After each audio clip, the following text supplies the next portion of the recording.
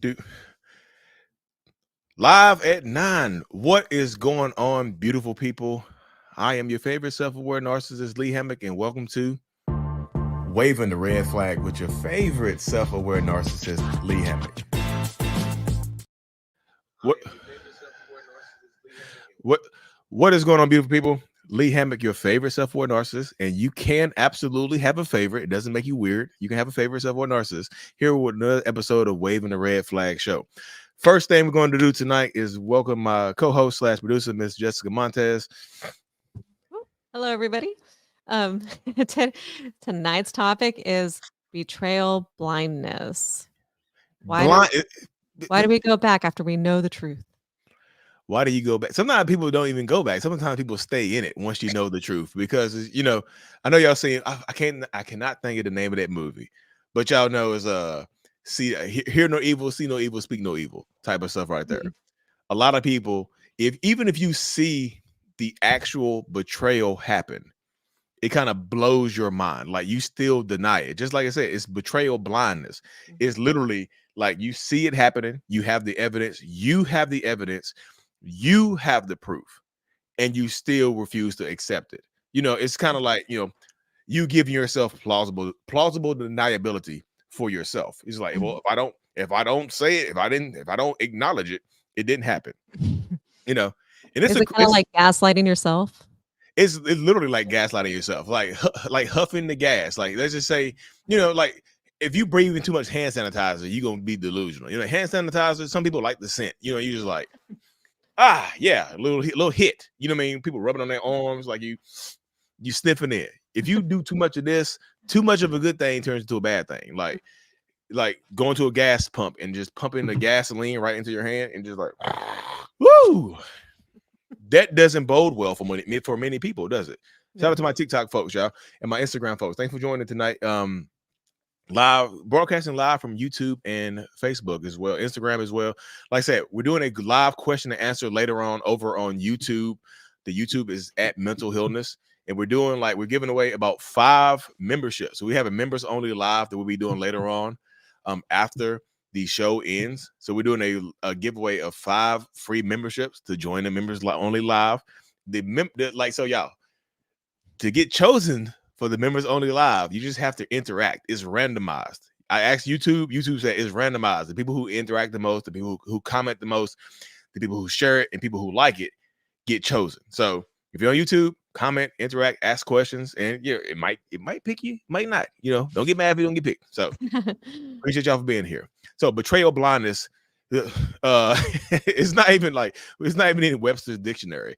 Like, so if you Google betrayal blindness, it pretty much just says, betrayal blindness is not allowing yourself to see what is going on, to connect the dots, or to fully engage with reality. Because if you did, the information would threaten your relationship. Y'all hear that? Like, the information would threaten your relationship. Like, if you were to acknowledge what is going on, if you were to acknowledge the toxicity, it would threaten your relationship dynamic. How wild is that right there? That is wild. That people will close their eyes in order to remain, so you still have someone. I had a one-on-one this morning with a woman, and I mentioned this to her. Like, I'm doing a live tonight about what you're experiencing. And she's like, I'll be on the live. So if you're in the live, hey, I ain't gonna say your name. Hey, but she was literally detailing the symptoms. She's like, yeah, I saw him doing this, and I was just like, you know what? Maybe he's out here. Maybe he's not with his ex going to the liquor store on Labor Day. Maybe he is going in there and getting some liquor for her family, not for them to go home and get drunk on and just clap cheeks. So maybe you see what I'm saying? Mm-hmm. That's what happens. You don't want to see it, because if you see it, if you acknowledge it, it hurts you. It's like it's almost more painful for you to acknowledge it than it is for you to just like keep moving forward. To acknowledge it is wild. Betrayal blindness is or convenience of non-confrontation. Yeah, it's what happens, y'all. So it's a very unique space to be in. So shout out to my people who are acknowledging what they're going through.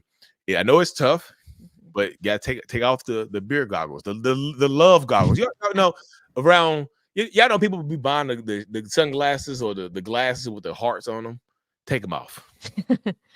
You know, the rose-colored glasses. they heart-shaped and rose-colored. Y'all, they're dual purpose. Dual purpose glasses. But seriously, y'all. So the first thing we got coming up tonight, y'all, is our first story time. You know, story time about betrayal blindness from an NPD survivor and thriver. Who would like time for story time? Sorry about that. No, It's time for story time with Lee. Now sit back, get comfortable, and listen while I help make sense of your story. So, time for story time with Lee. It's like I'm reading y'all a kid's book. Sit back, get your little blankie. Look, I got a red. Look, you see the red stripes and my little hat. the narcissistic Grinch that brought Christmas back to you, because y'all, Christmas is in 4 days. How y'all feeling? You feeling great? I mean, no. I've been feeling depressed and awful, but I'm trying to get through it. I've got we've got some gifts under the tree now. So I'm looking forward to my Christmas, I guess. It's free. Christmas is a freedom for you. You got a free Christmas. I do have a free Christmas this year. Christmas. Yeah. I just have my daughter, just me and my daughter this year, and she's only going to be here for a couple hours. so yeah. If your daughter is listening to this, it's not just you and you're her everything. You know, it's not you're not just anything. Just it's just my daughter. It's just only me and my daughter. So like I don't have to cook or anything this year. So that's weird to me. Like I usually make a big dinner and it's like a big thing, and not this year. She's got other plans with her boyfriend. But you can still make a big dinner for yourself though. So don't deny yourself your normalcy. If it's normal for you, keep doing it. Stick to your patterns. All right. Your patterns help. We did make tamales though. We made tamales yesterday. So I got the tradition. We got our tamales out. So there'll be some tamales on Christmas. Yeah, there you go. Tamale Christmas. Mm-hmm. Tamale Christmas. Okay. So yeah. Story time number 1. I gotta pop my arm for this one. Says, thank you for taking your time and reading my story and possibly considering sharing it in the YouTube live Betrayal Blindness. I was with this narcissist for 9 years. Let's call him Bob or Bobbert. I'm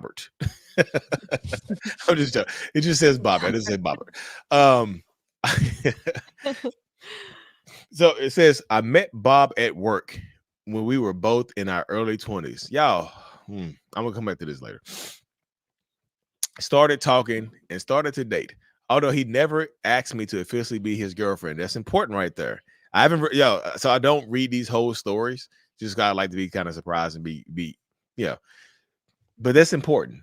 They never officially asked you to be their girlfriend. Y'all meet at work because y'all work relationships, it seems, because you spend so much time with people at work, it seems like it's good. You're like, you know what? We're here, we're together, we spend all this time together. Like, let's just do it. I always ask people before you start clapping cheeks with your coworker or your supervisor or your employee, ask yourself, what would I do if this blows up? What happens if this blows up? Ask yourself what happened. Like, what would happen if this this implodes? Did you know? But I know people just like, well, what happens if it doesn't implode, Lee? What happens if it just stays together? We live happily ever after. Like, what if it implodes? After 10 months of dating, I found him in his car sitting with another woman from work. Woo! They must have worked in a warehouse. This is a warehouse. This is a warehouse right here. This is a warehouse job. I worked in plenty of warehouses in my life. This is a warehouse job. Until I found out otherwise, this is a warehouse job. After 10 months of dating, I found him in his car, sitting with another woman from work, 15 years older than him, and she's married. This was in late 2014. When I asked what was she doing in there in his car, he gave me a phony excuse that I don't even remember anymore. Let's call this woman A. Woman A? A? We're about to get alphabetical. I feel like this is about to get alphabetical. Yeah. I like this comment. Shocker. Exactly, Lori. Woman A Goodness. So Amazon. I said I was gonna say Amazon. I was gonna say it, but I didn't work at Amazon. I was like my warehouse days. I worked at Harris Teeter Distribution Center and Quality Associates. There's a few, Equity Meats. We used to package the chicken nuggets for McDonald's in Reedsville, North Carolina. Pull off the alphabet women. What happens when you finish the alphabet? You go from Z to AA. Yeah, double it up. AB, AC, AD. You say you put an A in front of it, so it allows you to expand, Vanessa. Like seriously. Okay, back to Bobbert, y'all. Beginning of the relationship with Bob, we both agreed to not tell coworkers we were dating because we didn't want anyone in our business. So I feel like Bob was like, I agree. Let's not tell anybody else. So nobody else knows that we're doing this. So I can feel free to do what I want to do because nobody else sees it. Well, rumors started to become more frequent about Bob and woman A, that they were dating. Every single time I would ask Bob to tell me the truth, he would hit me with, "Don't you trust me? I don't know what you're talking about. Maybe we shouldn't be together if you can't trust me." Or he would just get mad at me. Gaslighting at its finest. So I would ignore the rumors because although I kept hearing them, y'all see betrayal blindness right there. You heard the rumors. You saw him. You saw him in the car with her. Yeah. This is like betrayal blindness. You see it, but you deny the truth. Absolute betrayal blindness right here. Gaslighting at its finest. So not only is this person gaslighting you, the gas is so thick, you start gaslighting yourself. Smoke rises. Smoke rises, right? That's why they tell you. Y'all remember back in the day when they used to do the I don't know if they do this anymore, but they used to do they used to bring on a trailer to like the intermediate school, and they used to do fire drills. They're like, hey, the fire department used to bring out like a little house, a little trailer to simulate if a fire happens, you got to get on the ground because smoke rises. All the fresh air is at the bottom. This is the truth with gaslighting as well. It's just like when you're standing tall, you only breathing in the fumes.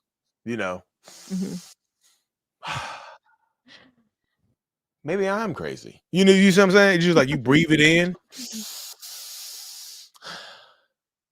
Maybe I am insecure. You see, you breathe in those fumes because you're standing tall with your chest out, and you're just breathing it in. It happens. Get low. Even the fire department says, "Hey, the fresh air is at the bottom." Even though I kept hearing them. So, you have something to say, Jess? Nope. I was just saying, yep, I agree with you. Okay. So that was 2014, y'all. So 2016, I found their cars parked in a hotel. See, that's why I enjoy not reading these stories to the end. So I found their cars parked in a hotel. I knew it was their cars because I had memorized the license plate. So you see how betrayal blindness can make you obsessive. It can make you. It can make you because you don't like. Part of you knows the truth, y'all. When betrayal blindness happens, part of you knows the truth, right? You know it. You know the truth. You know it. You see it. The logic center of your brain knows what is going on, but that heart center, that goddamn that heart, it's just beating so loud you can't hear it. It's like your heart is beating so loud because you're so in love. It just drowns out your logic. Like it's just like they cheating on you. They're lying to you. Yeah, it becomes a whisper. Like, I love them. But you become obsessive. You start driving by their house. You start going by their mom's house. You start calling people. Just like, hey, do you see so and so here? That's what happened. What do they say? They call it playing junior detective. Yeah, you play a junior detective. You get a badge and everything. This is your badge. This is your badge. Like, yep. I'm Detective Red Flag. Just like G Detective Red Flag here. But that happens so much, y'all. So I confronted him on the spot, and he said he was feeling very tired and had gone there to take a nap. Oh, goddamn.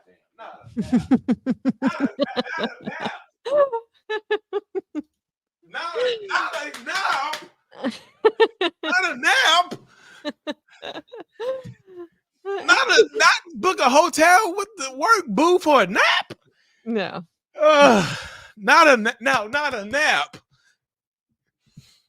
Not a nap.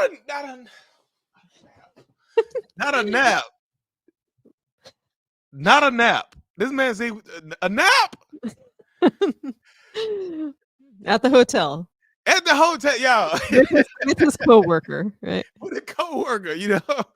Oh my, not a nap.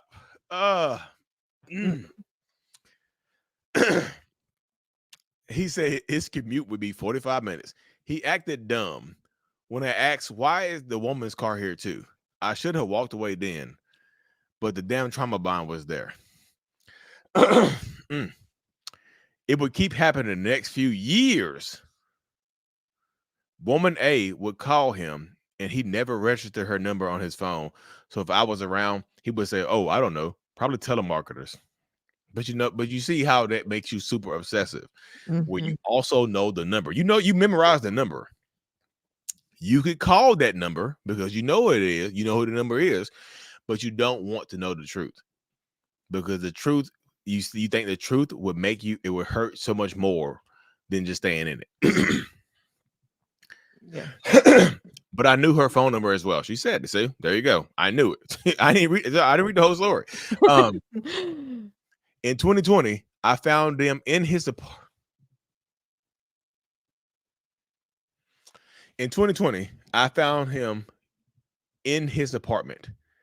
Then in November of 2022, so wait. In 2020, I found him in his apartment. Then in November of 2022, I found out he was still talking to her when he had told her when he had told me he had blocked her. So woman A is also evil, y'all. She's married this whole time doing all this bullshit on the side. That's evil. That's evil. Got a whole husband and cheating for years. This started in 2014. 8 years of cheating. Woman A, you are a horrible person if you're watching this. You're horrible too. I was manipulated for 8 years on the side. You back? Okay, let me finish. I knew something was wrong when I asked why he kept talking to her, and he literally said, "I do it out of impulse. I like the attention I get. I like the validation." So there's probably some honesty right there. I offered to go to couples therapy, and he said the therapist will say he was toxic. So there's some more honesty right there. Like this honesty. That's honest. The therapist would say I'm toxic. So he's even telling her all this, and she's still betrayal blindness. He's telling her this. He's telling her the truth, but it's kind of like, literally when people say it goes one ear and out the other. This didn't even go in one ear. This like and went around the head. I even said, so if you can go talk to other women, I can go talk to other men. Y'all never say that right there, because that doesn't work. Because you're asking a narcissistic person to put themselves in the shoes of somebody else. That doesn't work, because there's always a foregone excuse as to why his is different than yours or hers is different than yours. Bob said, no, don't let me find out, because I don't know what I would do to that MRFer. No. I told you it's always different. And this is the moment that I told him, if it happens again, we are selling. Oh, y'all bought a house together? We are selling the house and going a separate way. So they bought a house together. The entire time I thought woman A was the problem. And I thought if I find hardcore evidence, he will admit to it. And if he loves me, he will stop cheating. I wanted to take accountability for I wanted him to take accountability for his actions. That's a goalless mission right there, y'all. That is a mission that you don't win there. Because if you think, I know this person probably didn't know she was dealing with a narcissist. I'm not poking fun at her, y'all, but like, she didn't know she was dealing with a narcissistic person. Now she knows. She watches some Lee Hammock videos. She's like, damn, that's narcissism. I don't go back to that. I don't deal with that. But when you don't know, you don't know what you don't know. You don't know what you do not know. But now you know. Like, you don't like, oh, Lee, I think I'm dating a narcissist. How do I get them to take accountability? That's a question I cannot answer. You can't. You can't unless you have some type of leverage on them. You can't. Some leverage that will get them to move. You can't.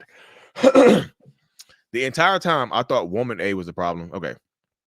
Joke was on me. Then right around that time, I found a TikTok that Lee had posted about mentioning NPD from Dr. Romney. I told y'all I didn't read this whole story, but there's me. I looked into it and boom, I had the answers to my questions. For the last year, I have watched Dr. Romney's YouTube videos, listened to every single podcast, and most of the videos Lee has on his YouTube channel, hoping I was wrong. So wait. Let me rewind that real quick.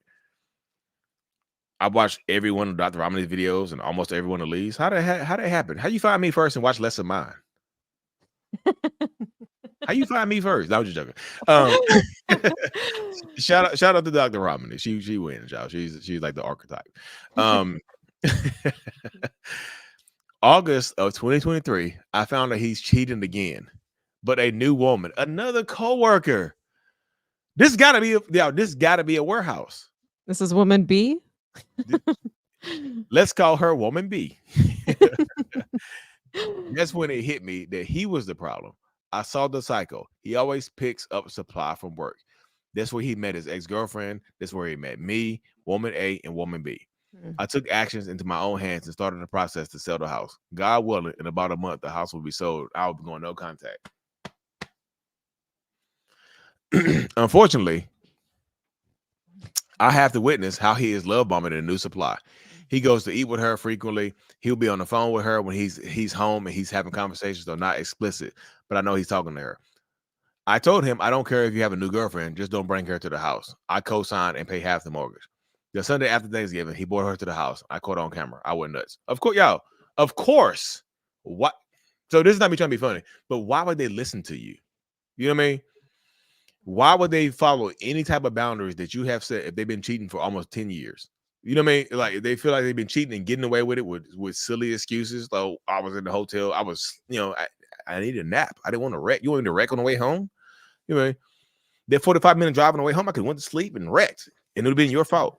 Think about that, and just she has the same drive.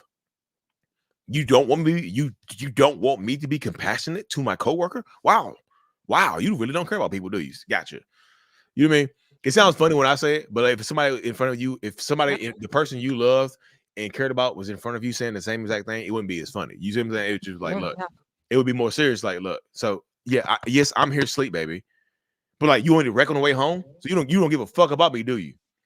Wow, I always question whether or not you cared about me, but you really don't give a fuck about me if you want me to wreck on the way home. Yeah, and so what if she's here? Like, she has the same drive. You don't care. Yeah. Why is she here? Why is that other girl's car here? You have a lack of empathy. She had the same drive. So she took a nap too. You guys took a nap together?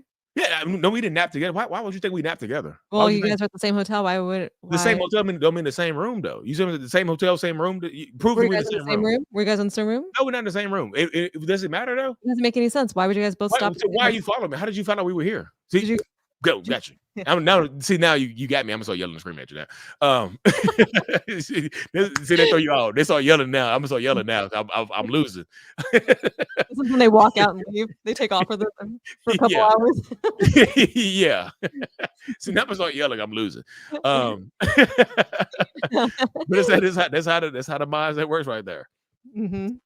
I'm currently gray rocking the crap out of him until the house gets sold. Many times he says he escapes reality by going out and smoking weed. He is taking therapy. Man, fuck that therapy, y'all. Be realistic. Fuck that therapy. But I don't think it's helping him. Even if it does, I'm done over him. It just won't peace in my life. Thank you, Lee and Jessica, for providing a safe space for survivors to share stories. I hope you both understand. Oh, survivor and thriver. But like, seriously, y'all, that right there, my suggestion to her, I wouldn't even be living. I would move out, honestly. Because the house is gonna get sold anyway. If you have I don't know how money is and whatnot in these situations, but you're not gonna bring her to my house. Like, if I'm like, I'm active aggressive. I'm not. I seem very passive aggressive on her, but I'm like, hey, babe, me and you are separated. Don't bring no dude to the house. You got somebody on camera fucking? Oh,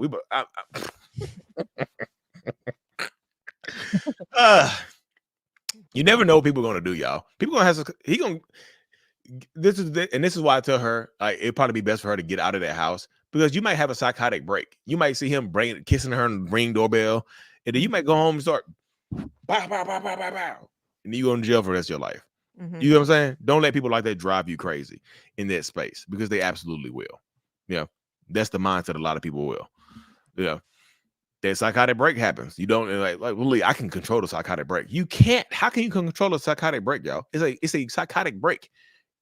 You log out. You're not here anymore.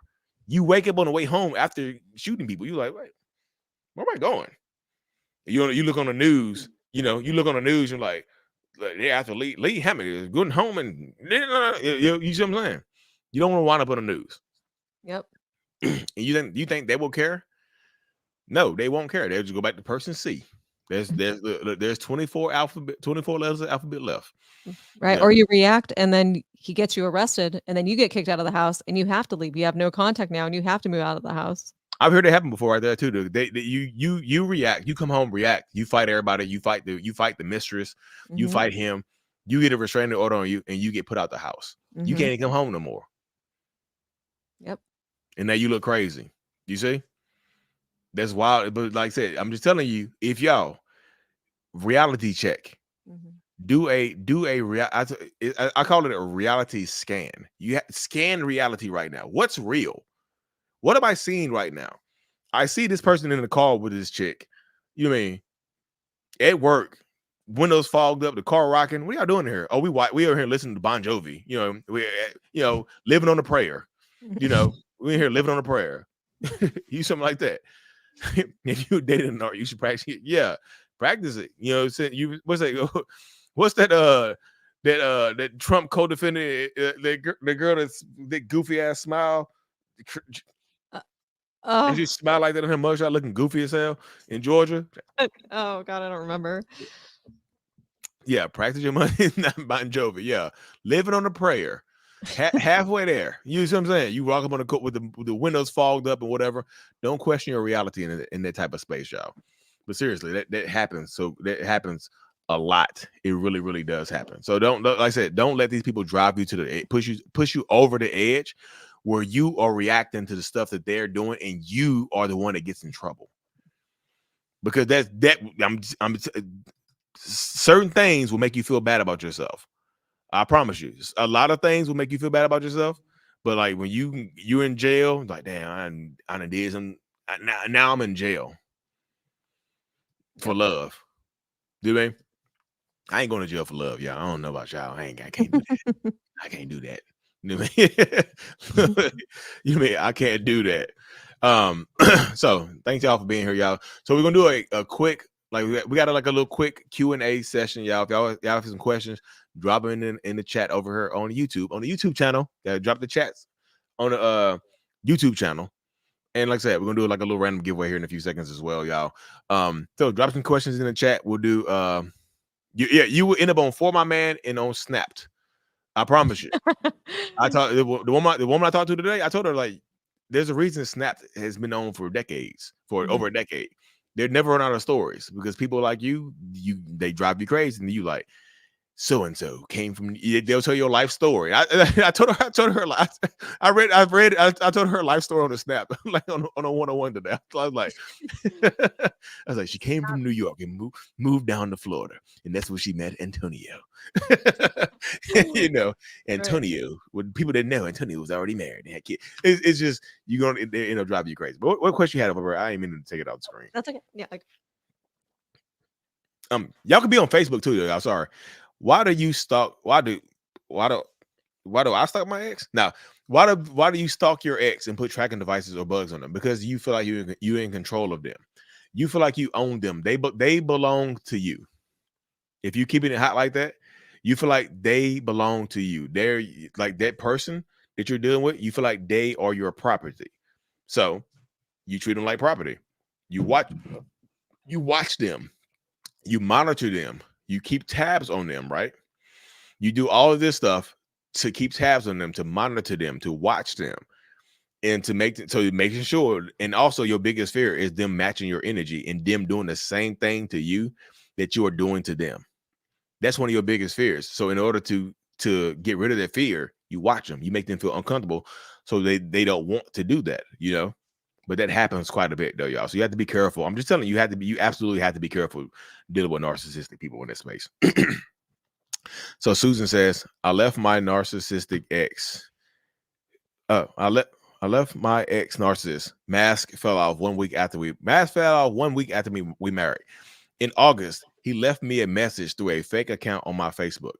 A few days later, he posted a pic of his new girlfriend. Lee, love your videos. You have been a game changer. So yeah, I'm telling you, they want to check in with you to make sure that you're not doing better than them. They just absolutely do, y'all. They want to check in with you to make sure that you're not doing better than them. He's like, oh, I can't have this. I can't have you doing better than me. So hell no, I can't. This isn't gonna work out this way. You know, this can't happen this way. But they will keep doing that type of stuff right there. It happens quite a bit. So you have to be careful in that space. I don't do that. So I'm gonna do this little membership thing real quick, y'all. So Okay. it should go through. Okay. So we're giving away some memberships right now. Oh, gift the one. So if you won the membership, just comment. It says gift the one membership. So just comment that you who won it. I'm just curious. Let us know who won. Congratulations. We'll put confetti. When will we playing? Will y'all be playing voicemails again? In a few minutes. We'll do it. The voicemail will be done in a few minutes, y'all.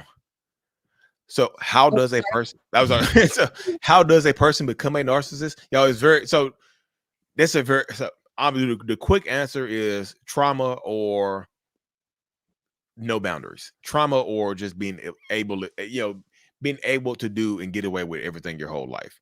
You can be come from an affluent background, have every single thing given to you, and still become a narcissist. So it's not always trauma. You know, it could be some ableist type of stuff like that as well. But I have a longer series on my YouTube channel called Self-Aware Sundays, where I detailed how people become a narcissist. So check that out.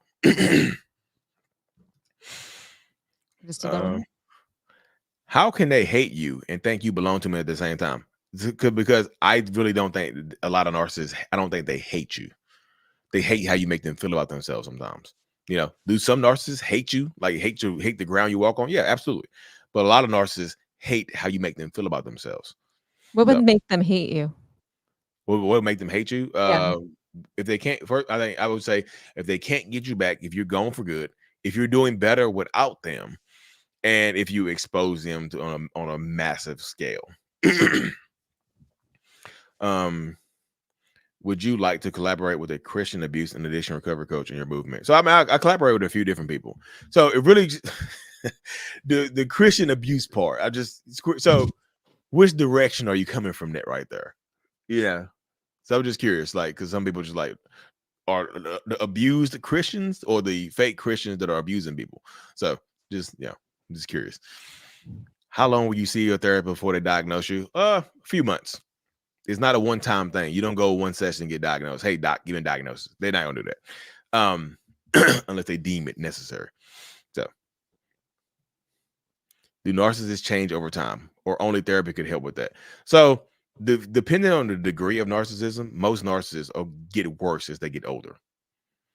Because why would I get better? If I get old, I know y'all see me as this young man. Now I'm 38. But they get worse as they get older. Because let's just say if I were to get most of my supply from my looks, the older I get, my looks are going to fade, right? If I don't have money, how am I gonna get my supply?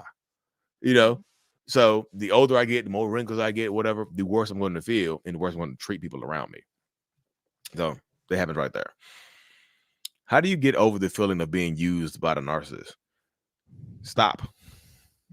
Right? I mean, it's simply, if you're still getting used right now, stop. Cut out whatever form of supply that they're getting from you. Stop it right now. Cut it off. Financial, emotional, whatever it is, you have to stop it. It seems super simplistic, and it can take more time. Sometimes you can't just hit the escape button like on the computer. You have to take time, make a plan, but stop it. Whatever supply that they're getting from you, you have to be the one to cut it off. You know. Why is he trying to come back when we have no contact for 5 months? Why not?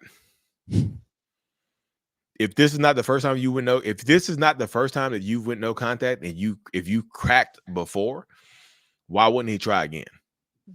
You know?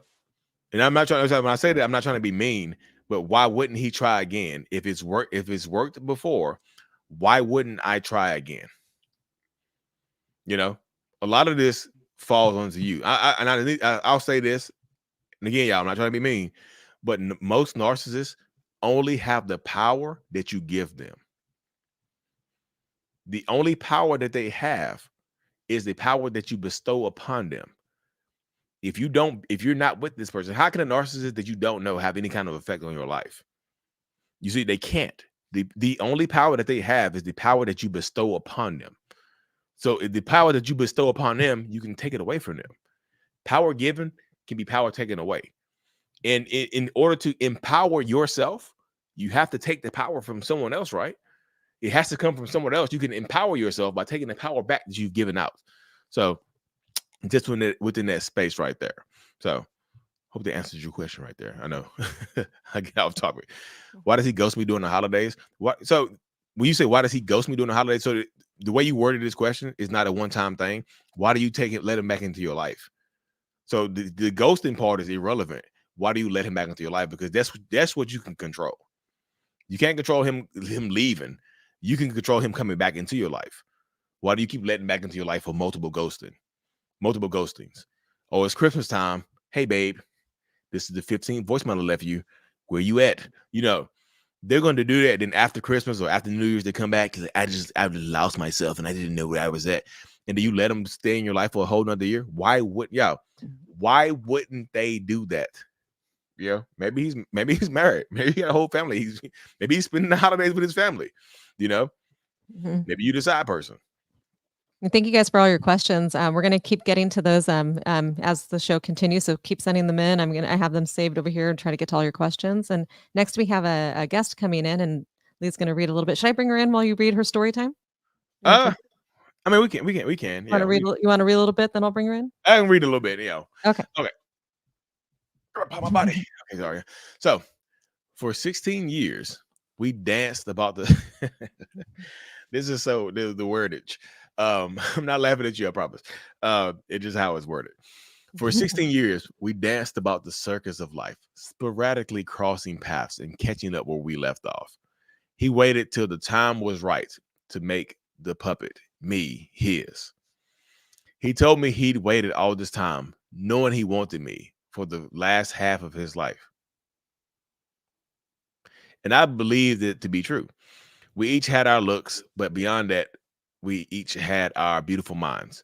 When it came to our hearts, the only version of him that can be complete with mine. He called me crazy, and one time I replied with, "I must be crazy to put up with you." And he said, "Yeah, about that." I ignored red flags like him ripping my necklace off my neck and throwing it across his truck, having never apologized or returned my necklace. And because mornings were hard for him, one day he shouted, "If you hadn't shut up, I'm afraid I wouldn't have known when to stop." Yikes. Despite me having barely used my voice at all. For a year, I thought I could love him past his crazy. Thanks to Cora, I started reading more. Is that how you pronounce that, Cora? I think so, yeah. I read a lot of Quora too, so I'm pretty sure. I think that's right. Quora. Quote, Quora. Quora.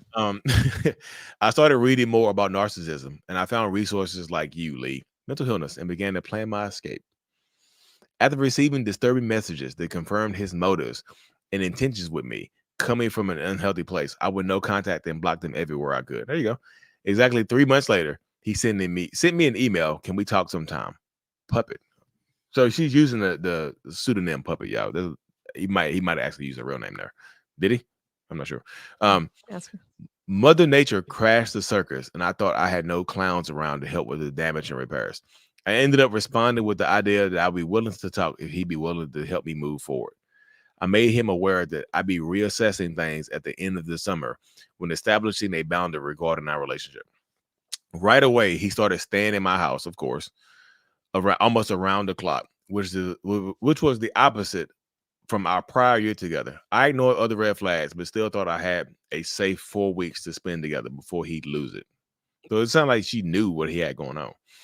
You know, he nicknamed his puppet Helen Keller, but during our 3 months apart, I used his claims of me having bad vision, which he reminded me of often, to carry some significance as a nudge to give up drinking alcohol in an effort to clear up my vision. Ironically, however, he'd pick up the habit of drinking, going so far as to carry a breathalyzer in the most adorable fashion because he's responsible, Oh, wow. He's a pocket breathalyzer. Those exist. I mean, I feel like those exist. They do. I feel like this actually it is kind of responsible. Yeah. Yeah. I lost my place. Can we Right go away. Right. Oh, responsible. The days leading up to the incident were more contentious. On Friday, 2 days prior to the incident, he told me a story and asked me not to say or ask anything about it. Without going into details out of respect for his privacy, he described wanting something so fiercely, more than anything in the world, since childhood, yet he thinks he did what he could to ruin it. The following day, while riding shotgun and in what was just an average Saturday afternoon chit-chat, I asked him if he'd ever unalive me. He responded with, as long as I have my little cubs to protect, I gotta be here to do it. So he has kids. But he didn't say no. He didn't say no. Over the course of the next day, I proceeded to remind him we never had our talk. I wanted to discuss things he'd done and said previously to hurt me and get him to acknowledge and apologize if we were going to think about any sort of future. We went to an outing which didn't go well, and I had not told him an hour prior that I wouldn't leave him at the fair. I would have left him at the fair when I realized things weren't going to be better. I'm loyal to a fault, you see. I remember seeing how late it was on my phone and deciding I was exhausted with the conversation. They never let go anywhere or well. I was walking him from near the dishwasher towards the living room, hoping to get him to the exit. When I asked him to leave, if he was unwilling to take accountability for his prior actions, which y'all, being realistic, they never will do. Because I'll say this: why would they take accountability for their prior actions if you're accepting me right now? If you took me back, why do I need to apologize for old stuff? You should be over it. That's the mindset. He wasn't interested in leaving. I could see the fear of losing control in his eyes, turning them black with rage when I said something to the effect, or I could call, and his hands found themselves around my neck. I'll spare the graphic details. Oh, goodness gracious. The dog barked and interrupted it. At some point, he finally left reluctantly, but not after even more of a fight involving property. The next day, he texted me to say if I still needed to take me on my work trip, he would. So he wanted to go on a work trip after he put his hands around her neck and try to close his grip. It didn't take long for him to bring in the flying monkeys. Since the incident, he has continued to work for my former friends and neighbors, making his way into my neighborhood anywhere from 9 to 12 times a week. Goddamn. Depending on the number of their events, my neighbor and former friends of 12 years went to the extent of not only continuing to be a source of income, which encouraged multiple trips a day past my house. They went so far as to stop letting me know when the crew pulls. Oh, damn. So the friends turned into fly monkeys. Again, I got lost. Stop sending me their monthly schedule. I should avoid their event locations. Stop posting their event locations on social media pages to protect him from being served the order of protection. Oh, dear Lord. So the friends are now his friends. They put me in a position to lie under oath 3 times about his employer until I finally woke up and realized what I was compromising. Since then, they have texted my friends asking about my well-being because after all, I'm the craziest monkey to them. All right. And finally, my last story, towards the end of our relationship, he surprised me by bringing home what I refer to as a bougie plant and cutting of a rare variety. This was cutting I wanted for a long time and had done research, so I care for one if he ever got one, because we both love plants and he's an expert gardener. I had shared my plans with him out loud before realizing he'd bring one home. Once home, I knew better than to share my care tips, because despite exactly doing a killer cutting like this. First of all, he used the thickest, heaviest soil. I share about my circus as a warning and reminder of how wide the narcissistic personality disorder spectrum is. When dealing with these people, one has to ask themselves, what are they willing to risk? I didn't know my friend of 16 years would eventually try to unalive me. No matter how fine he was or how intelligent he was, or how much I thought I could love him into healing, I would have walked away much sooner. And at any thought of those red flag moments, I had early on, if I know, even though I knew I was blatantly ignoring the red flags by breaking no contact, I thought it was worth a few more weeks together. He helped me identify my gaps in self-love, and for that I'm grateful and here to get better. So shout out to her. Shout out to her, y'all. Yeah. So I'm bringing our guest. She's remaining anonymous. So, hi. Good evening. Hi. You did a great job reading. I was trying not, this computer screen is hard for me to see sometimes. But how you doing tonight? Fine, thank you. So she's going to talk about her betrayal blindness after the 3-month no contact, right? I think that's what we're going to elaborate on. How was that? Yeah, so, I'm sure many of us can say the same about betrayal blindness, and if it was in fact in the dictionary, we'd be there. But when I look back, I was well aware of the risks I was taking and what I was dealing with, and like I said in my story, really thought I could love him past that crazy. And even after going no contact, and sharing in my support groups and telling my friends, don't break no contact, stick it out. I really thought that it was worth it when I needed his help. When I was at my lowest again, I thought it would be worth it, and I thought I could control the situation because I really knew him pretty well, I thought. But I thought we had 4 weeks, and it lasted about 6. And like I said, I wasn't necessarily unaware of what I was dealing with, but just blind to the fact that it was costing me and risking me a lot more than what I wanted to admit to myself. Mm-hmm. So you went back into it knowing. So did you have that time limit on it before you went back into it? Basically, I mean, yeah, I really thought that that I would give myself to the end of summer and just like have a few more weeks together, and then cut it off. And I knew that it would go south about that time, just based on how he moves and in the cycles he works. But I really needed help, and I wanted closure too. I thought it would be a sense of closure. I think, again, not knowing just how much I was risking. Mm-hmm. So what is, when you say closure, what does closure look like for you? Honestly, as much as I knew that people that suffer with MPD will not ever take accountability, I just wanted him to admit that he hurt me. I'm a really tough person to hurt in his mind. And he saw it as a personal challenge to do whatever he could. And I just wanted to hear him admit it, I think. And of course he never would, he never did. But I think that's what I was hoping for, is to finally have just a conversation. Mm-hmm. Because when I talk to people about closure, I try to remind them that closure is something that you have to give to yourself.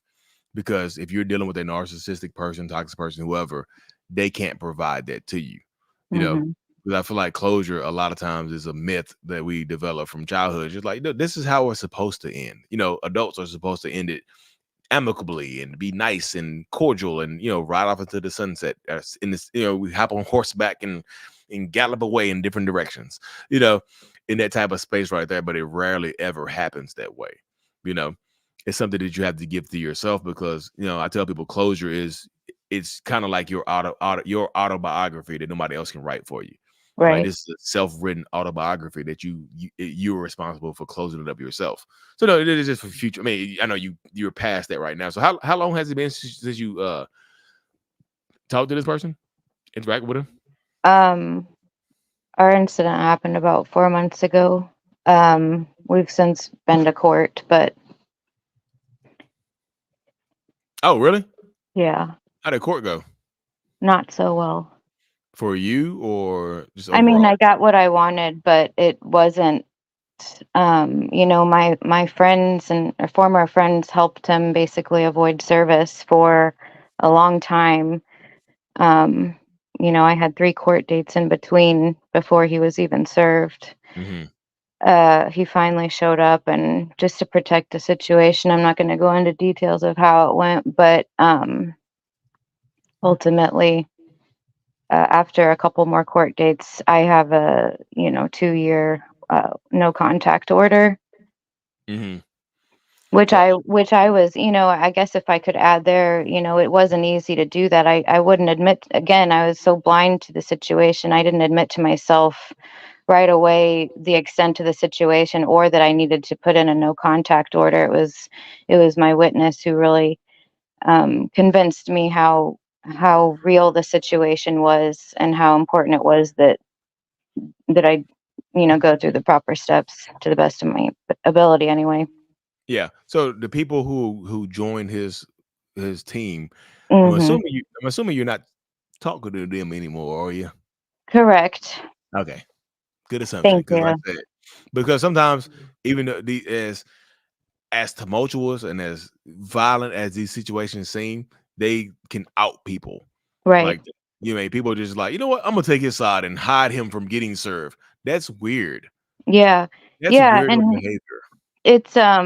it's all an ego thing on their part. They didn't want to have any association with the police and such. And that's the excuses that they use. But at the end of the day, we just have to decide what kind of friends we want. And I was able to just, as hard, I'm not going to say easily, as hard as it was, I was just able to not respond and not engage with them anymore, and Yeah. just process that on my own. It's not worth reacting to them. Are they your neighbors? Correct. Oh yeah, hell no. So I'm not telling you to move, but they would not be getting their invitation to the next barbecue. Oh, You know, no. because that's what happens sometimes. They get enmeshed or immersed into into your friends and family or whatever, and they start taking their side. It's like, you're a nice person. Like, I can't believe that she thinks this of you. Like, it must be her fault because you haven't done that. We haven't seen you act that way. You haven't tried to strangle me. So I'm assuming she must be lying, Right, exactly. That's right. That betrayal's been the hardest part. But again, it's just not worth reacting to them. So we just let them think and do what they want. Yeah. I mean, it happens though. Like I said, sometimes it's bad when it goes down, but later on, you take a look back at it. It's like, I'm glad those fake people got weeded out of my life because how the prospectors used to do back in Americas when they first discovered the Americas during the gold rush. They used to take those little filter pans and dig in the mud and try to sort through to find the gold. Everything falls out except for the good pieces.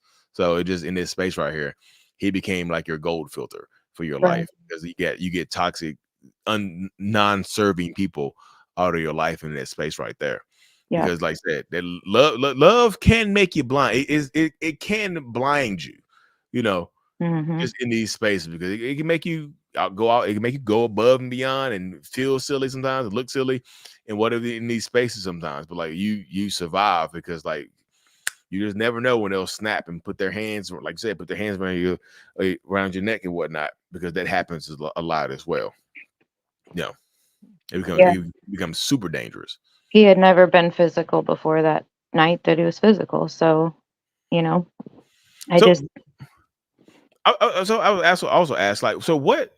So during is it 16 years of courting, or y'all just friends? Like, what was the going yeah, on there? we were just friends. We have, it's a little big town, and we have kids that play on the same teams and mutual friends and such. We were just always friends, and he'd always make comments, of course. Our friends would make comments about us getting together, but like I said, it wasn't until later when he pounced, I guess you could say. Yeah, man, but that happens right there. So it's something Hmm. you know, he told you he wanted to spend the second half of his life with you. Hmm. Yeah, it happened. Hmm. It sounds good. Yeah, I don't, Right. I don't think I've ever heard that one before. This is a good line, good And one. he said, "You'll be in my life for as long as you want to be." Oh, That's some truth, right? yeah, that's foreshadowing in the book. Reading that autobiography is foreshadowing right there. Oh You'll yeah. be here as long as you want to be. Yeah. What does that mean? But it happened right there. So just in that space. You have any questions for me? No, I appreciate you sharing my story and just, how important it is to never break no contact. He had shared with me so many times his biggest fear was abandonment. And I heard all the things. He didn't hide a lot, to be honest. I just chose to love him past it, like I said, and that was not the right choice, knowing how dangerous the situation was. But going back after breaking that no contact really is or can be a life and death situation. Yeah, Yeah. it really, really can. I say because I feel like you already kind of knew. I mean, you said earlier you had a timetable on it. There's a time limit on Right. it anyway. You're just like, well, I got 4 weeks. Yeah, Yeah, I watched enough Snapped. yeah, yeah, yeah. I would say the snap never runs out of episodes because situations happen and Right, things bubble over and right. whatnot. Yep. Yeah. Well, thanks so much. Yeah, and thank you for coming on and sharing your story. Anytime. Good night. Have a great night. Thank you so much. Oh Yeah. boy. So shout out to my people over on TikTok and Instagram as well, y'all. So we be like, we got another Q&A. We do voicemails now. Yeah, let's do some voicemails, but we do have a lot of questions. So keep Yeah, we sending have them in. another Q&A coming up here later, y'all. So if y'all hop over to the hop over to the YouTube channel, it's at Mental Illness. We're doing a live Q&A or whatnot, y'all. Like I said, after the show ends, we're doing a small private Q&A, like members only and whatnot as well. I'm doing like a membership giveaway too on the YouTube channel as well. So hop over to the YouTube channel at Mental Illness, y'all. Thanks. Hey, Lee, I do have a question. Is it hard to, when you break no contact, to go back to no contact? Or do a lot of narcissists become abusive? Mine has been abusive in the past, and I was wondering if you feel that they can stop. Let me know. So I would say I answer a question with a question. Why would they stop? If I'm being abusive to you and you keep talking to me, you keep interacting with me, you keep taking me back, why would I stop doing this? Because if all I know is abusive behaviors, if all I know is toxic behaviors, and you take me back, it's like you being accepting of those toxic narcissistic behaviors, so to speak. So And it only gets worse, right? it always Every time. most times I would say 98% of the time, 98.7, y'all round up, it gets worse. Because why it sounds, I know it sounds just blunt and mean. Why would it get better? Why? I mean, if you're accepting of me right now, why would I change? Like if I've cheated on you, if I beat on you, or I've done whatever and we've broken up, and you take me back without apologizing or changing those behaviors, why would it change? Just in those spaces right there. Oh, shout out to Sandra for joining the channel memberships. Okay, sorry. Okay. Why do these stupid people feel entitled? My narc friend was so entitled to go out with me. I don't understand. They feel entitled because that's one of the traits of narcissistic personality disorder is super entitlement. They feel like they deserve more than what they have in life because I think I deserve more. I think I'm entitled to more just because I am me. That's it. I'm me. So that's it. Hi, Lee. My name is Morgan, and I just want to start by saying I love the podcast and I love everything that you're doing. I did want to get your perspective on something because a lot of people talk about like the difference between abuse and narcissistic abuse. And I want to know if you would agree with this because the way that I've been explaining it is when you're in an abusive relationship, the abuser will destroy your life basically. But when you're with a narcissist and you're experiencing narcissistic abuse, the narcissist will watch you destroy your own life by destroying your sanity and then telling you that you're the reason that your life is that way. So I would love to get your thoughts on that. And yeah, just thank you for everything that you're doing again. So a lot of times when you deal with narcissistic people, it's easier to put it onto you. They know that like this is one of the dilemmas that a lot of other self-aware narcissists will argue back and forth with. Like, do narcissists know what they're doing? Do they know that they're driving you crazy? Do they know they're treating you crazy? Do they know that they're lying? Yeah, yo, I know the difference. I know the difference between right and wrong. I do. I know it's easier for me to blame you and have you take accountability for something I've done to you than it is for me to just say, like, you know what, I'm wrong. If I tell you I'm wrong, it like opens the door for shame to come in, you know, because they know what they're doing. They really, really do. Shout out to Jasmine for joining the channel membership. Thanks.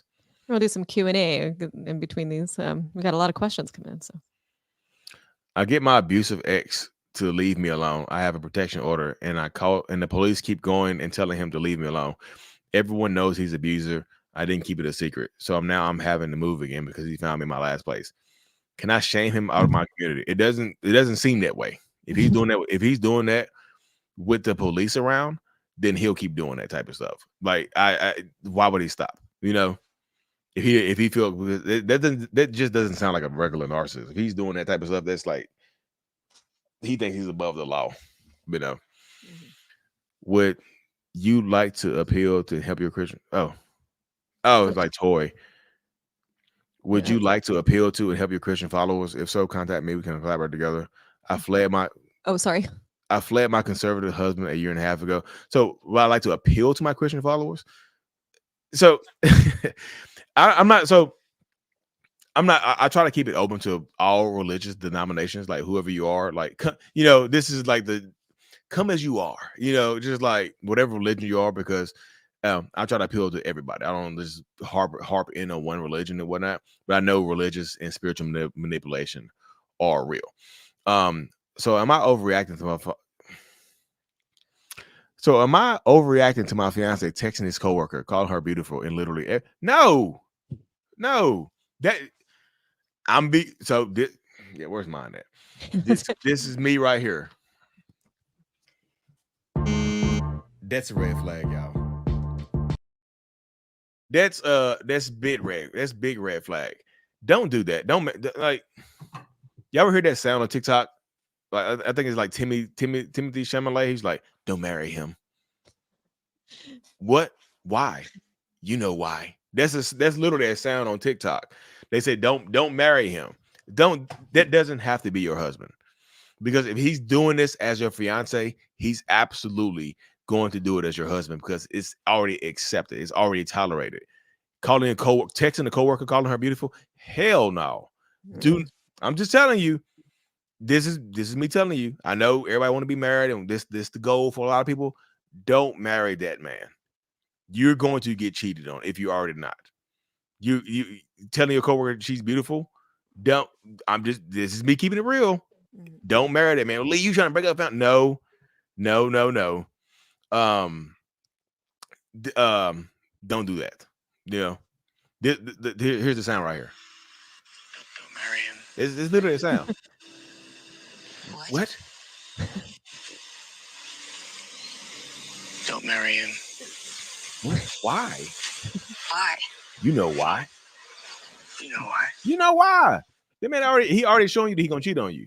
That's some betrayal blindness right there happening. Yeah, that's betrayal blindness. So just like you're turning your head to that. So it's just like when you get cheated on, and people, like I said, people like I tell people this type of stuff, and people don't listen to me, and they end up getting married. You're like, Lee, don't know what you're talking about. You end up getting married, you have kids, and then he leaves you for that coworker that he was calling beautiful, and then you like, I didn't see it coming. You didn't be keeping it hot. I keep it hot and ready. When you go no contact and said the person and the new supply start posting on social media about the events, because I will not reply. I have blocked everyone with the same names and anyone who's mutual friends, but still get told about it. So who is telling you about it? Because those are not friends right there.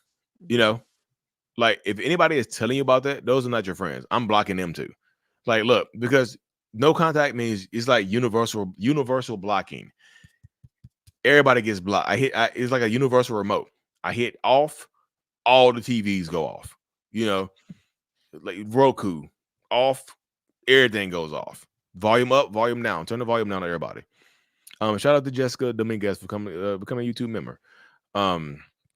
Thanks. How long does it take to really leave a narcissist? That's up to you. It really is up to you. This in that space right there. The narcissist hit me, but didn't hit the other women. How do you know he didn't hit the other women? You know, why does he not have a charge on it? Because this is what happens sometimes, y'all, in these spaces. If they hit you and you don't press charges on them, be careful pressing charges, of course. But if they hit you and you don't press charges, what proof do you have that they hit you? Hey, new supply, he hit me. Why would they believe you? Did you press charges? No, because I love them. Why would they listen to you? I'm just being real. Like, why would they listen to you? How much is your monthly membership? I think this is the one that's the giveaway is like $1.99, $2.99, is like $2. Is that what it is when somebody signs up? Yeah, it's like for the monthly membership, it's like $2, Oh, yeah, okay. on YouTube, yeah. Okay. There's different tiers. Can you talk about your new YouTube channel? So yeah, I have a new YouTube channel coming out, y'all. It started here in the next week or so. It's called Lee Actions. It's just my reaction channel. I have a channel. I'm opening up because I feel like I talk about narcissists and toxic relationships over here. My new channel is going to be talking about a lot of other things, y'all. A lot of other like pop culture, recent events, news, stuff like that. I'm just gonna be giving my perspective, cracking jokes, laughing at a lot of different stuff, y'all. So it's called Lee Actions. I'll drop the link in the comment section or whatever. So y'all can check that out on YouTube. It's Lee.actions. Is that only on YouTube or is it on It's just Instagram? it's just gonna be on YouTube right now. I haven't Okay. spread it out yet because I just ended a 14-year relationship with a narcissist, and boy, she's trying to break me. Won't leave the house, but not paying bills, any advice. Sometimes sometimes you got to evict your partner. Sometimes you got to evict them. You got to serve. You got to be the landlord and evict your partner. Sometimes in that space. Sometimes they got to go. All right, I'm gonna do some more voicemails here. Oh, let me do this one real quick. Okay. My therapist states there's no MPD test. How are you classified having MPD? The MMPI2. So your therapist, I'm not telling you to switch, but if they don't know the test to diagnose personality disorders, I'm not telling you to switch therapists. There's no test for just MPD specifically. Just like here's the narcissist test. No, there's the MMPI2 and the PDQ4. There are several tests you can take for personality disorders. So I don't know. That's good. Check if your therapist doesn't have a degree hanging on the wall. I'm just saying, they have a YouTube plaque and not a degree behind them. I don't know what to tell you. In that space. Hi, Lee. My name is Morgan, and I'm sorry. It's Morgan. So my question is, you just say in a few of your videos that I've seen that the love switch eventually just turns off and it doesn't come back on. So I was wondering how that works, and I've definitely experienced that in a relationship with a narcissist. I had a 14-year marriage with one.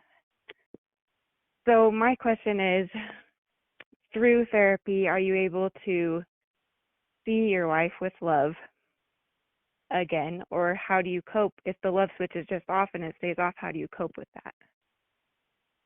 And that's about it. Thanks so much, Lee. I really appreciate all the work that you do. Thank you so much. Bye. So in that space right there, so my situation is going to be different, y'all, because I've been in psychotherapy for 6 years, and I've been tapping into my own mental health for a very long time. Not just 6 years of therapy, but like 18 years of personal development as well. It's not just 6 years of therapy. It's coupled with 18 years of personal development and reading a ton of books and things like that to work on myself. So I'm able to reach inside of myself and be a little bit more introspective than other narcissists are, even some of the self-aware ones. But once the love switch goes off in a toxic relationship, with a narcissist, it typically doesn't come back on. Once it flips off and they look at you differently, it doesn't come back on. So I have a video I posted on YouTube literally yesterday. It's called When a Narcissist Falls Out of Love with You. That I go into great detail about that. There's my video from yesterday. So I'll hop over to YouTube and check out When a Narcissist Falls Out of Love with You. He goes into detail about that. So. We have 2 more voicemails, and then we'll go back to some Q&As. My ex-husband has been showing up at my church after 5 years with his new supply, stalking me even though we have permanent restraining order in place. First he was in the back of the church, then he was the row behind me the next Sunday I attended. I went to court to get my restraining order modified, and he's contesting it. He lied on the declaration saying that we are cordial. And she doesn't realize what she's truly doing. He's threatened to kill me on multiple occasions, and I believe him. And also, I submitted documents to the court where he threatened to harm me, and he asked the court to disregard the evidence.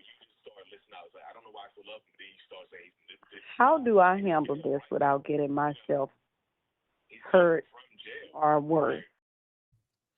Was that me in the background? I was just listening to a video of mine in the background. I was like, I can't hear you.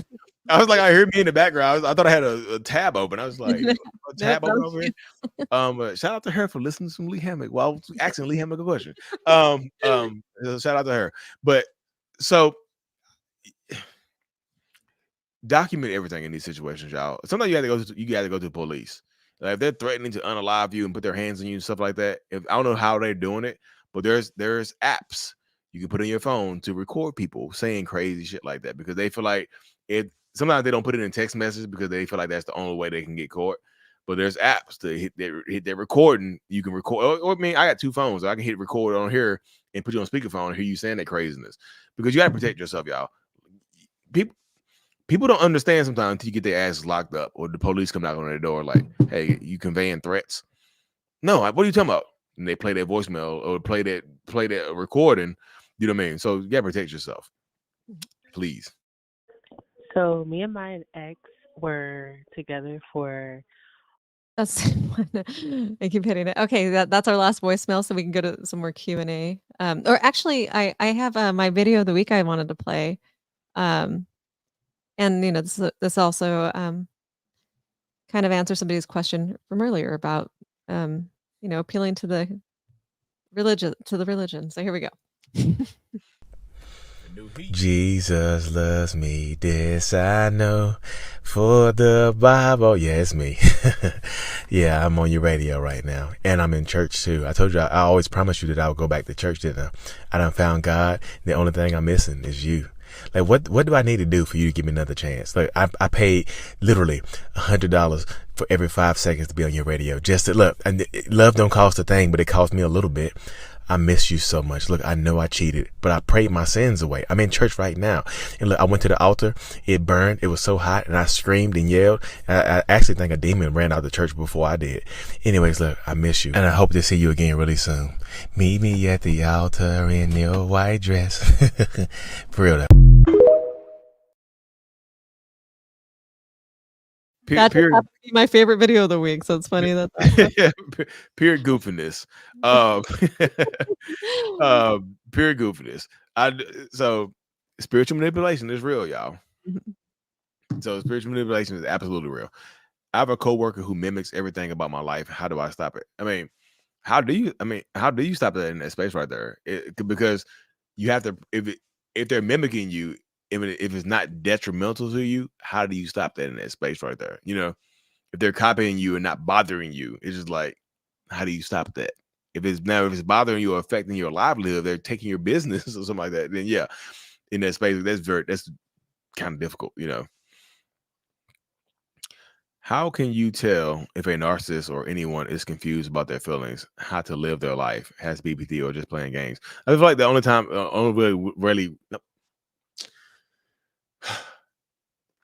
only way to really tell in that situation right there is to take your time and suss it out, and pay attention to how you feel in these situations, like literally pay attention to how you feel, how pay attention to their behaviors. But who's Narcissist Hex? Is that a person that they're attacking that she was attacking? Yeah, I think so. Oh, yeah, I'm sorry. You're right. That was a tag. I thought they were asking you if you had an Instagram. And yes, you do. It's at Mental Healness, right? I think somebody might have been saying something. Right. She was interested. It was Catherine with the toxic bestie. I wish I could tell his wife that he married her while continuing to date me without my knowledge. I want to warn her as I've been cheated on. Is that a bad idea? So is that a bad idea? Maybe not. But I just feel like if you warn her, first of all, be prepared for his backlash. But also be prepared because she might not leave anyway. Most times you tell them, if they're already married, most times you tell them that, they work through it. You know what I mean? Most times you tell them that, they do work through it. And you feel bad. You're like, well, I played my trump card, so to speak, and they still stayed. And then you end up being angry. So I just feel like, ask yourself in that situation, like, what's your goal when you tell them? What's your goal right there when you decide to tell them that in that space? So boom. Why does narcissist man hit me but not the other women? It's 4 of us. It's 4 of us. He's bounced back and forth, but he only hit me. I'm the youngest. Is that why? Yeah, maybe it's because you're the youngest, but also maybe because y'all allow him to bounce around with 4 women. That is. So I know I'm not a woman, y'all, but I refuse to believe that the dick that good. I just don't. In this space, I just believe you never had it before. Yeah, of course I haven't had it, but like, I don't. It's not that good. It's 4? Not, 4? He just bounced around fucking 4, y'all. Like, he's not going to hit you. He's going to give you STD. You be like, well, I'm young with herpes, or I'm young with something I can't get rid of. It just leave that man alone. You know what I mean? Yep. Leave that man alone. I know I'm not a woman. I know, but I refuse to believe that that's good enough to be in that situation. But I also know, being young in situations like that, you're like, I want to win this man. Like, what's the victory look like here? What's the prize? What's the victory? Y'all, it's like you battling. What's the victory look like for you here in this space? Lana won one of the memberships, though. Oh, yay. She won a membership.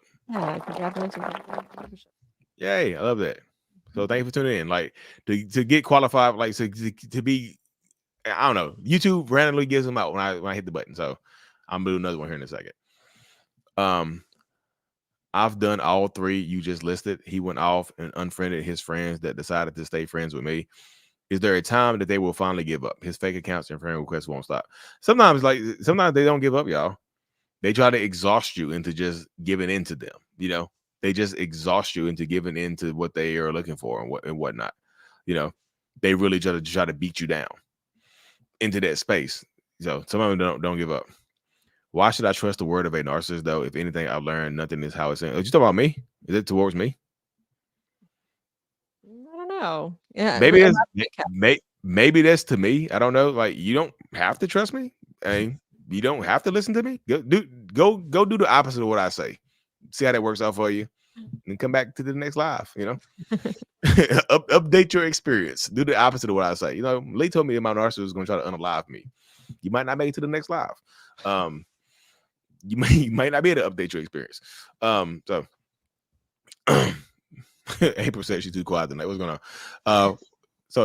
Do you believe parents who are narcs create narcissist children? Sometimes. It really just depends. It really just depends in that space right there. In that spot. I'm too quiet tonight. So she left me for her new supply. Will she ever come back? Do you want her to come back? When people ask that, when people ask me that, I always just assume that you were looking for them to come back. Which is like, will they come back to me? Like, do you want them to come back? Especially with how they treating you, how they behaving. Do you want to allow that back into your life? Just within that dynamic, because some people, again, this is not me being judgmental, but some people do. Some people will allow them back into your life because you don't you're trauma bond. You don't want to be lonely and things like that. What's a great book for the trauma bond? There's a book called so my friend Lisa, she wrote a journal called the Trauma Bond Recovery Journal, but there's also a book called Out of the Fog by Dana Morningstar. It helps people break trauma bonds and stuff like that. But also at the end of January, we have a workshop, an online workshop webinar about breaking the trauma bond, y'all. It's gonna be me. There's 2 psychotherapists and some abuse survivors that talk about breaking the trauma bond, like literally. So I'm gonna drop that link in the comments in the description right here. Y'all can check that out. It's over on YouTube. You gotta check it out on YouTube, y'all. What's the next question? We have a few more questions, and then maybe heading over to Club Leo. Do you have? Oh yeah, we can just head over in a few seconds. Yeah. Did my mom let let me abuse because she's a let you be abused by your father? Because I feel like there's a little Yeah, some who details left accused? out. So if you let you get abused by your father or your stepfather, maybe she's a narcissist, but maybe she's also a super codependent person, or maybe she has something else going on. You know, in therapy for about a year now, but why do we still seem to choose the wrong person, even though we should know better? Should you know better? Sometimes a year isn't enough, y'all. Sometimes you have to work on your healing. You still have to heal in this right space, because sometimes if you haven't healed, you'll find a worse person. If you're not ready, you will find a worse person. You'll leave a toxic relationship, and you're like, I'm going to date somebody that's completely different. You'll find a worse person. You have to heal first. You have to be able to trust you first. You have to be able to understand that you don't need validation from somebody else in order to grow, in order to feel better about yourself. You know, what about partner bringing 3 other women into our house? They're still your partner. Yeah, I noticed you didn't put X in front of that. You know, you're gonna have 3 or 4 other women in your house. Because why would he stop? If it's already been if that's already been going on, why would he stop? You know, I just feel like what you allow is what will continue. That's how it goes in these spaces. What is allowed is what will continue.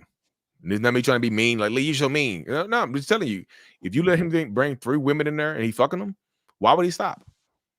If it was me, I'd keep bringing them in there too. Why would I stop? You know? How do narcissists treat their partner's kids if the kids aren't theirs? At first, they probably love bomb those kids in order to get you to fall for them, but then they'll start treating those kids like second-class citizens. You know, they'll start treating those kids like you know, people trying to cross the border into the United States. You know, just like, oh, you don't belong here. They'll start doing crazy shit like that. You know, just in those space and whatnot. So we have one more membership to give away, y'all. So if y'all own the TikTok or the Instagram, hop over to the YouTube and drop some comments and stuff like that. So who won the last? So I just gave away 2. Nobody commented and said, Yeah, I haven't seen yet. I haven't seen anybody say that they won that they won like Lana did. So if you win, let me know. I'll pop you up here. Is it possible for a narcissist to be in a healthy relationship? I haven't seen a narcissist in a healthy relationship yet. But Lee, are you in? Yo, my relationship is healthier, but it's not the beacon. We're not gonna be on Healthy Relationship magazine. You know, we're not the beacon of healthy relationships. So I feel like if you think you're dealing with a narcissist, a real narcissist, right? You're watching this, you probably won't have a healthy relationship. You know, is that okay with you? Ask yourself, like, I'm okay with what I'm getting right now. If nothing else changes in this relationship, are you okay with the behaviors that you are experiencing right now? You know, ask yourself that question right there. Can a narcissist discard you after you leave? You left them. How? You did the discarding. Why does the narcissist keep trying to mess with you even when they claim to have a new, better supply? I don't have to finish it right there, because they don't have a new, better supply if they're still messing with you. You know, they don't have a new, better supply if they're still messing with you. How are there a new, better supply? Oh, she said she wanted membership. Yay. Oh, yay. And she just asked the question. So see, she was asking questions, and you see, she dropped some comments in there, and it went to her. She's like, yes, I did. So Congratulations. yeah, I love that. So she was literally actively commenting. If you do the thumbs up, don't drop something. Yeah. Wait now. Well, how did it do this? It did something. Oh, there we go. It just takes. There you go. Yeah. Say balloons and stuff like that. So yay. So yeah, she was literally just commenting. So that's cool. That's super cool. Sorry. I'm sorry. There you go. Yeah, I got time for someone. Would you say codependency and narcissism is a common denominator in everyone? A lot of times, yeah, it ends up that way. Like, codependent people can end up with narcissists, and it's very hard for them to leave. And betrayal blindness runs rampant. It really, really does. And we are cluster B buddies. What is some good advice for living narc free? So I'm assuming are you a narcissist, or you? Cluster B is a spectrum, you know, just like there's ASPD, HPD. So living narc free, I don't know if it's possible to live narc free. You know, I feel like you can diminish the level of narcissism in your life by setting boundaries and having a lot of self-love and being able to validate yourself. You know, I feel like that's the best way to live narc less. You know what I mean? just in that to live a little, have a little less narcissism in your life is to be able to do it like that, just within that space and that dynamic. Just within that, just to help you heal and help you grow and whatnot. So that happens too. What the hell? All right, we have 3 more questions, and then we're going to head over to Club Lee. So here we go. Unless you see another question after these 3, Lee, that you want to answer. Okay, wait 1 second. I'm trying to do this. Okay. Sorry, y'all. I'm trying to do. There. Wait, did it go through? I don't know if it went through. Is that, what is that? Oh, another membership? Okay, yeah, it kept saying decline. I was like, I got at least $3 on that card. Damn. Yep, just let us know if you win. You guys let us know. Yeah, my bank just sent me. It's just like my bank just said decline. I've been doing it too much. It thinks I'm I'm hacking. Thinks I'm hacking. So whoever won that last membership, y'all just commented it. Yeah, what's the question? Oh, hey, we already. Yay! See, you just commented. See, there you go. Congratulations. Yay! I love that. That's pretty cool. Sorry, let me get back to that. So do narcissists practice passive aggressive behavior? I'm just learning, unfortunately, because of my mother in most relationships. So do they practice it? I would say sometimes. I don't know if it's like they just like basketball practice. I don't know if they go through there and every day spend an hour being passive aggressive in the mirror. But is it learned and used over time? Yeah, you get better at it. The more you use it, the better you get at it. Just within that space right there. So I do believe that to be true right there. I don't know if they're going out here just being manipulative and doing things like that. I do think, like I said, there's levels to it. I would just say, I don't think, like I said, they're going out there being intentionally manipulative, and some of them are. Let's keep it hot. Some of them absolutely are being intentionally manipulative, but a lot of them don't practice it. It just it becomes like a weird innate behavior. Is it like practiced in a way sometimes where they're practicing it by doing it a lot, like kind of like they're testing it out on a lot many people, like like maybe grooming a lot of people and testing out the techniques, Yeah. predatory type of behavior? Because that's what I've been noticing. This works. Like, oh, this works. I'll keep doing it this way because this right here, this behavior works, so to speak. Yeah. So like I said, we're gonna do the members only live here in a few minutes, y'all. I'm gonna drop the link on YouTube for the members only live on YouTube. I'm gonna put it in the comment section. He tells me all the time that he wants to be with me, but then he will go on about how he has other girls messaging him. Why does it still sting when I feel like it's over for me? Have a child broke up. Because I feel like you're holding out hope that this person is going to pick you. He's going to choose you. Because if he's repeating the same thing, if it's a pattern, then it's going to keep happening because the pattern works. The behaviors are being tolerated. Hey, I want to be with you so bad, but like this bad girl, she just messaged me. I'm just considering it. That's going to make you feel a certain type of way, make you feel like you're not enough. So if it keeps working, why would he stop it? If the same, I'm just saying, like, if the same behaviors are working, why would they change them up? Mhm. Is it wrong for me to expose a narc, or can you do damage to them? I mean, you can expose them, but you have to be careful. I have a lot of videos on YouTube. Go on YouTube, put in YouTube, Lee Hammock exposing the narcissist. I promise you, a lot of videos will pop up because I've done a few videos. I've done a few videos about exposing narcissists, y'all. Again, here's our last question, and then we're going to head over to Club Lee. And before we go to this question, I'm going to let you know how to get to Club Lee. I'm going to put a link, a pinned comment link to the Club Lee, also in the description. It'll be there, and on the community page. So that's where you can find the link for Club Lee right after the show, in about 5 minutes after the show. What's the best help for unaware narc? Therapy. I would say self-aware narcissist Facebook groups, but a lot of the self-aware narcissist Facebook groups just make you feel like you're okay with how you are. They used to be better back in the day, but there's a lot of like whiny, crybaby ass self-aware narcissists, and they're like, I'm a victim, and they bitch a lot, y'all. Seriously, they used to be good, but nowadays there's just a lot of people in there. Like the self-aware narcissist Facebook groups are just become a different type of victim group. They're victims of their own behaviors, and they're just like, oh, the stigma, and they blame me. They be blaming me. They're like, Lee Hammock just, all right, man, shut up. But seriously, like therapy is the best way. don't like the self-aware narcissist groups used to be good, but like now they're just like, I'm telling you, there's a lot of crybabies in there. Thank you guys so much for coming on tonight. If you have more questions, join the channel. Come on over to the live. The next are the members only live Club Lee, and we'll be answering some more questions. All right. Got anything else, Well, Lee? There's a nurse. So that's it for that, y'all. So we'll be back same time next week. Shout out to y'all. See y'all later. Waving the red flag with your favorite self-aware